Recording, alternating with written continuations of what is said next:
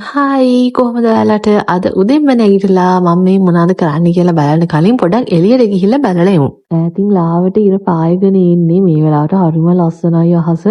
ඉතින් කවුරුත් වැඩි සද්ද බද්ද නැති හරිම නිස්කලංක වෙලාවක් තමයි මේක. මේ වෙලාවට අහස දිහා බලන් ඉන්න මං හරි ආසයි. ටිකක් වෙලා යද්දි කඩලා ටික තැම්බිලා දැන් නොබ් එක ගහන වෙලාව ඇවිල්ලා මම නොබ් එක ගහලා ඔයගලන්ට පෙන්නන්නම්. අපි හදපු ඉන්දියාප්ප. ඉන්දියාප්ප මම ගොඩක් වෙලාවට මේ කඩේ පිටි වලින් නෙවෙයි හදන්නේ. ගෙදරම කොටපු හාල් වලින් හදන ඉන්දියාප්ප පිටි එකක් තමයි මේ තියෙන්නේ. අර කඩේ එක හැදුවට රසට එන්නේ නෑ අනේ. මේක හරිම සොෆ්ට් නිකන් අර කටේ දිය වෙනවා වගේ වෙනවා. කද්දි හරිම රායි මේ ඉන්දියාප්ප එක. ඒ කාලේ ඉඳන්ම එහෙම තමයි. කියන්නේ කඩේ පිටි ගන්නෙ නැහැ. ඒ වුණාට ඉතින් ඕකලන්ට කන්වීනියන්ට් කඩේ පිටි නම් කඩේ පිටි අරන් කන එක තමයි හොඳ ඉතින්. ඒ වගේම මම රයිස් කුකර් එකෙත් නෙවෙයි අර මේ ස්ටීම් එකේ දාලා තම්බන්නේ මම වෙනමම ඉන්දියාප්ප තම්බන එක තමයි ඉන්දියාප්ප තම්බන්නේ. ඔය උදේ වැඩ ඉවරලා අපි ගියා හවුස් ඔෆ් ෆැෂන් එකට. හවුස් ඔෆ් ෆැෂන් එකේ ඔයගලන්ට මතකද ඉස්සර තිබ්බේ බම්බල පිටියනේ. ඉතින් අම්මෝ හරි ආසයි ඉස්සර හවුස් ඔෆ් ෆැෂන් යන්න. ඒ වගේම ලොකු ෆීලිං එකක් දැන් දැනුනේ නැතුණාට දැනටත් මේ හවුස් ඔෆ් ෆැෂන් එකේ ඇත්තටම අපිට ඕනි කරන ගොඩක් දේවල් හරි අඩුවට ගන්න තියෙනවා. ඕගොල්ලෝ ළඟදී ගිය කෙනෙක් නම් දකින්න ඇති ගොඩක් ඔෆර්ස් දාලා තියෙනවා, සේල් තියෙනවා. අර දැන් ගොඩක් ට්‍රෙන්ඩින් ඇඳුම් හවුස් ඔෆ් ෆැෂන් එකේ තියෙනවා. ඔක්කොම කලර්ස් වලින් වගේ ඕනි ඇඳුමක් ගන්න ඕගොල්ලන්ට මේ තෙන්ට යන්න බුලන් මම නම් හරිම ආසයි හවුස් ෆැෂන් එකට යන්න අර හවුස් හෝල්ඩ් අයිටම්ස් ඕනි දෙයක් මෙතන තියෙනවා නෙවෙයි බලන්න ඩෙනිම් කලෙක්ෂන් එකක් එහෙම තියෙනවා නිකන් අර කොහෙවත් වැඩි ඉතින් මෙහෙම අර කලර්ෆුල් ඒවා මෙච්චර ලොකු රේන්ජ් එකක් හොයාගන්න නැති ඉඳ මං හරි ආසයි හවුස් ෆැෂන් එකට යන්න මට මතකයි මම පොඩි කාලේක දවසක් මේ අර බම්බල පිටිය හවුස් ෆැෂන් එක තිබ්බ දවස්වල ඒකේ හිටිය කිඹුලෙක්ව ඉල්ලලා මේ ටෙඩි බියා කෙනෙක් වගේ කිඹුලෙක්ව ඉල්ලලා අඬලා අන්තිමට කොහොම හරි ඒ කිඹුලවත් අරගෙන ගෙදර ආවා. ඒ කියන්නේ මට මාර විදියට ලස්සන මෙමරිස් තියෙන හවුස් ෆැෂන් එකත් එක්ක. ඒ හින්දා නේද මම හවුස් ෆැෂන් එකට මාර ආසයි යන්න. ඉතින් මොකක් හරි ඉවෙන්ට් එකක් හරි මොනවා හරි එකක් තිබ්බාම මට හිතුණා අනවශ්‍ය විදියට වියදම් කරන්න ඕනේ නැහැ කියලා. මෙතෙන්ට ඇවිල්ලා ඇත්තටම මික්ස් ඇන්ඩ් මැච් කරලා ගන්න පුළුවන් විදිය ඇඳුම් ගොඩක් තියෙනවා කියලා. ඔප්ෂන්ස් ගොඩක් තියෙනවානේ. ගොඩක් වෙලාවට ෆැක්ටරි අවුට්ලට්ස් වලින් දාන ඔය ලොකු බ්‍රෑන්ඩ්ස් වල ඇඳුම් පවා තියෙනවා. ඉතින් ඉවේ පොඩි ඉෂුස් තමයි තියෙන්නේ ෆැක්ටරි අවුට්ස් උනාට.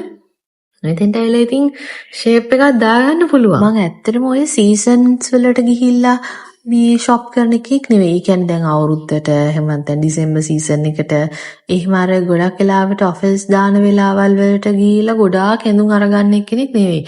මට මොනවා හරි ඕනිකමක් අවශ්‍යතාවයක් යන්න තැනක් තිබ්බොත් ඒකට ගැලපෙන ඇඳුමක් ගිහිල්ලා අරන් එන විදිහ කෙනෙක් තමයි මම. අර බොරුවට ඇඳුම් ගොඩ ගහගන්නත් කැමති නෑ. මොකද ඇඳුම් අරගෙන තියාගත්තට පස්සේ මොකක් හරි ඉවෙන්ට් එකක් හරි මොකක් හරි තිබ්බහම ඒ දවසට විතර මේක අවුට්ඩේටඩ් කියලා.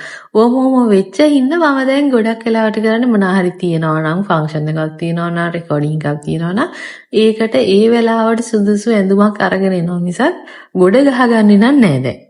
අනිත් දේ තමයි ඇඳුම් ගොඩ ගහගත්තාම හරි අමාරුයි යන්නේ. ඕවා ගිනාවා වගේ නෙවෙයි අන්තිමට ඇඳලා දාපුවට පස්සේ හොදන්නත් වෙනවානේ. ඉතින් මේ වටේ ඇවිද ඉන්නකොට හවුස් ඔෆ් ෆැෂන් එකේ එක ලස්සනේම තියෙනවා මේ කැප් කලෙක්ෂන්ස් එහෙම මං හිතන්නේ මම මේවා වෙන කොහෙවත් දැකලත් නැහැ. මේ බන් මේ ස්ටෝරේජ් බාස්කට්ස් එහෙම හරිම ලස්සනයි. මේවා එච්චර ලොකු ගාණක් වෙන්නේ නැහැ. ඉතින් ඇත්තටම මටත් අමතක වෙනවා හවුස් ඔෆ් ෆැෂන් එකේ මේවා තියෙනවා කියලා. ගියාම තමයි මටත් මතක් වෙන්නේ මේකේ මේ දේවල් තියනා නේද කියලා. ඉතින් මං හිතන්නේ ඕනිම වයසක එක්කෙනෙක්ට ගැලපෙන ඕනිම දෙයක් හවුස් ඔෆ් ෆැෂන් එකට ආවොත් ගන්න පුළුවන් වගේම මෙතන මේ මට නම් ඇඳුම් වල එහෙම ලොකු ක්වොලිටි එකේ ප්‍රශ්නෙකුත් නැහැ. ප්‍රයිස් එකත් හරිම රීසනබල් ගොඩක් වෙලාවට මම මේ අලුතෙන් මෙතෙන්ට ඇවිල්ලා තිබ්බ හැට් සෙට් එකක් දාලා බැලුවා. හරිම කියුට් අනේ මේවා. මං හිතන්නේ මං ඇත්තටම කොහෙවත් මේවා දකින්නේ නැහැ. ගොඩක් වෙලාවට දැක්කොත් දකින්නේ හවුස් ඔෆ් ෆැෂන් එකේ විතරයි.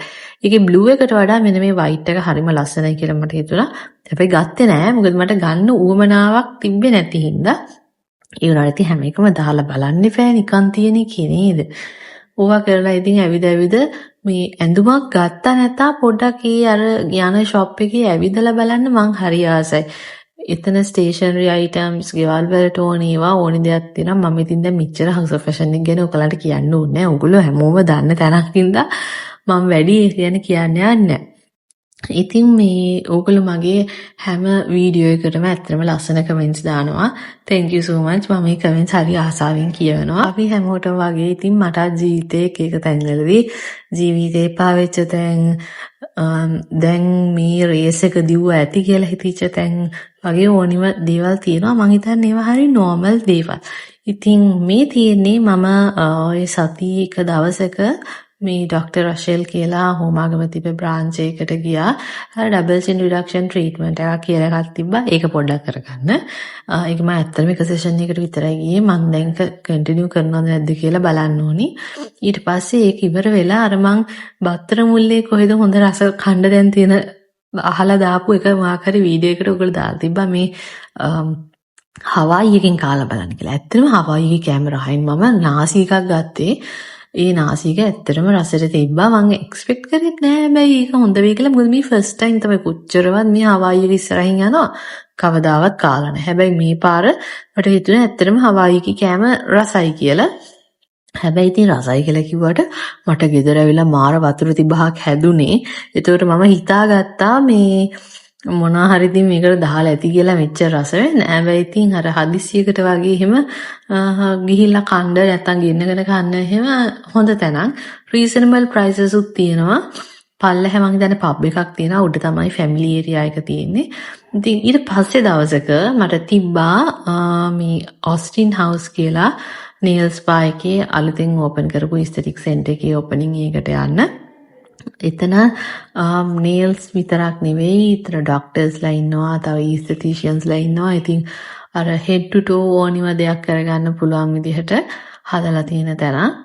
ඉතින් ගොඩක්ම මේගොල්ලෝ මේන් වෙන්නේ නේල් කෙයා, පෙඩිකියර්ස්, මෙනිකියර්ස් වලට, ජෙල් නේල්ස් එහෙම වගේ දේවල් වලට. මේ තියෙන එකලංගේ තියෙන රේන්ජර්ස් අර මේවා තමයි. ඉතින් මේක කොක්ටේල් පාටි එකක් වගේ එකක්. මේකේ ලොන්ච් එකකින් පස්සේ රෑ තිබ්බා කොක්ටේල්ස්, ඩ්‍රින්ක්ස්, ඊට පස්සේ ස්නැක්ස් ආරාම ආජාද තිබ්බා. ඒගොල්ලන්ගේ මේ ඩ්‍රයි බොඩි ඔයිල් එක නම් මට ඔයාලට පෙන්වන්න ඕනේ කියලා හිතුණා. ගොඩක් ඩ්‍රයි ස්කින් තියෙන කෙනෙක් නම් කිසිම අර ග්‍රීසි ෆීලිං එකක් නැතුව ස්කින් එක මොයිස්චර් කරගන්න යූස් කරන්න පුළුවන් ප්‍රොඩක්ට් එකක් ඒක. ඒගොල්ලන්ගේම බොඩි බටර් එකත් මම ඒ වෙලාවේ try කරලා බැලුවා. හරිම හයිඩ්‍රේටිං ස්කින් එකට අර ස්කින් එක හයිඩ්‍රේට් වුණාට අර සමහරක් අය ආස නැහැනේ හයිඩ්‍රේෂන් එකත් එක්ක එන ග්‍රීසි ෆීලිං එකට. මේකේ එහෙම ග්‍රීසි ෆීලිං එකක් නැහැ. ඒ හින්දා තමයි මම ඇත්තටම මේකට කැමති වෙන්නේ. ඉතින් ඒගොල්ලෝ එක එක රේන්ජර්ස් ඒගොල්ලන්ගේ අලුත් ඒවා අපිට ඇප්ලයි කර පෙන්නුවා. ඉතින් ඒවා ගාලා බලන්න එපා ගියාට පස්සේ. එකන් ගන්න හම්බෙන එක. ඉතින් ඊට පස්සේ මේ ඉන්නේ ඉතින් ඔය ඇවිල්ලා හිටිය අය වැඩි. ඉතින් එක්කෙනාගේ මූණ වල රෙකෝඩ් කරන්න බෑනේ. හරියන්නේ නෑනේ වැඩි. ඊට පස්සේ මොකද උනේ? ඊට පස්සේ අපි කන්න ගියා. හරිද? අපිට එතන හිටිය කෙනෙක් ඇවිල්ලා කිව්වා මොනවාද රිෆ්‍රෙෂ්මන්ට්ස් දාලා තියෙනවා ගිහලා කන්න කියලා. ඇත්තටම මේ කියන්නේ රිෆ්‍රෙෂ්මන්ට්ස් විදිහට තියලා තිබ්බ ස්නැක්ස් ඔප්ෂන්ස් නම් මාර රසයි එතන. කොහෙන්ද කියලා මට ඇත්තටම අහගන්නත් බැරුණා, බලා ගන්නත් බැරුණා. ඒකලංගේ අර පොඩි කාඩ් එකක්වත් කොහෙවත් දාලා තිබ්බේ නැහැ.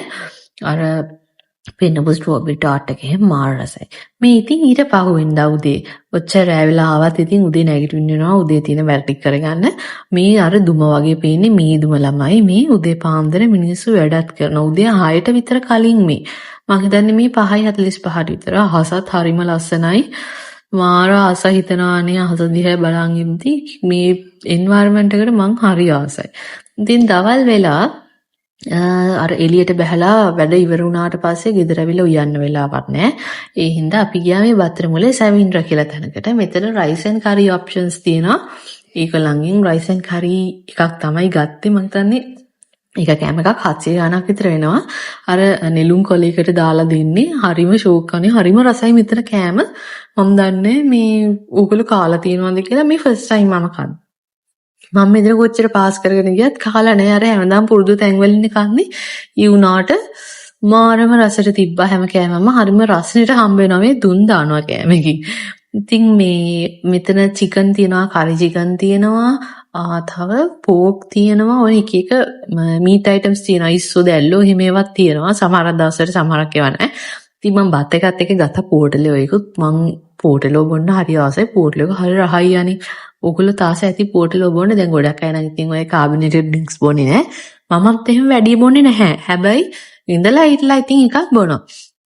ඉතින් මේ ඕගලන්ට මට කියන්න තියෙන්නේ ඕගලන්ට වගේම මටත් ජීවිතේ ඇත්තටම එක එක ප්‍රශ්න ඇවිල්ලා තියෙනවා. හැබැයි අපේ අම්මා මගෙන් අහන දෙයක් තමයි ඔයා කොහොමද ඔය කොච්චර ප්‍රශ්නයක් ආවත් ඒ ප්‍රශ්න ගණන් ගන්නෑ වගේ ඉන්නේ කියලා. ඇත්තටම කතාව මම ප්‍රශ්න ගණන් ගන්නවා. මම ප්‍රශ්න ගණන් ගත්තට මම ඒවා වෙන අයට පිටට දෙන්නේ නැහැ.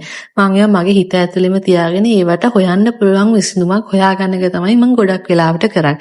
මොකද තවත් කෙනෙක්ට මගේ පීඩනය දෙන්න මම ඇත්තටම කැමති නැහැ. ඒකෙන් තව මිනිස්සෙගේ මානසික නිදහස නැති වෙනවානේ.